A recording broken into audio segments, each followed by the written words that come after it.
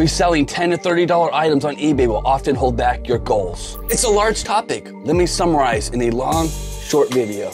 Disclaimer, I'm specifically talking about reselling secondhand goods from places like thrift, estate, and garage sales, one-off unique items. Your fight is scaling as one individual. I'm not talking about buying multiple quantities of one item.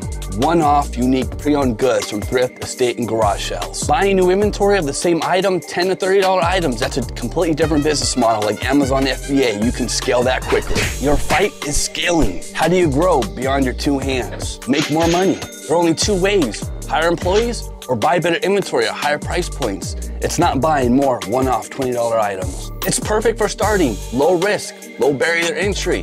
However, you'll soon realize over time that those $20 items are not hitting your goals anymore. You're spending all this time and effort and you're realizing you're just not getting ahead and you can't really track why. Let's talk about goal setting. How will you know where to score if you don't know where the goal is? I like to use the SMART method. Every goal should be specific, measurable, attainable, relevant, and time-bound. To simplify, that's another video. We'll do 3. Specific, measurable, and time-bound to set a clear, defined goal. Here's an example of a goal. Specific, I want to resell from thrift, estate, and garage sales, places like that. Measurable, I want to grow 60K, maybe operate on a 55% margin. Time-bound, I want to do it within 12 months and spend maybe 10 to 40 hours a month. Boom, we have a goal. We can look back on this. What does not get measured does not grow. And everybody's goal is going to be different. What are your goals?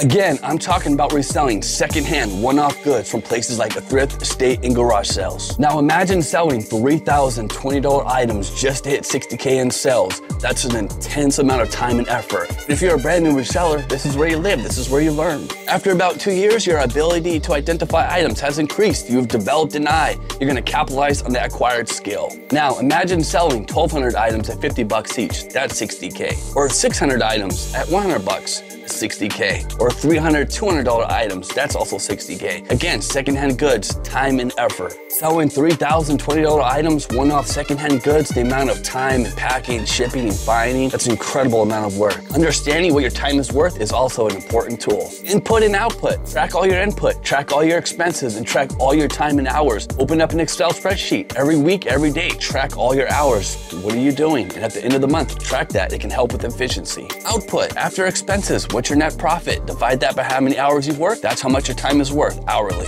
Here's an example. I'm gonna be quick. 60K in gross sales. Let's say my expenses were 20K. I made 40K in profit. Let's say I do about 40 hours a month times 12. That's 480 hours in 1 year. Divide 40K divided by 480 hours. My hourly rate is 83 bucks. What are your goals and what is your time worth?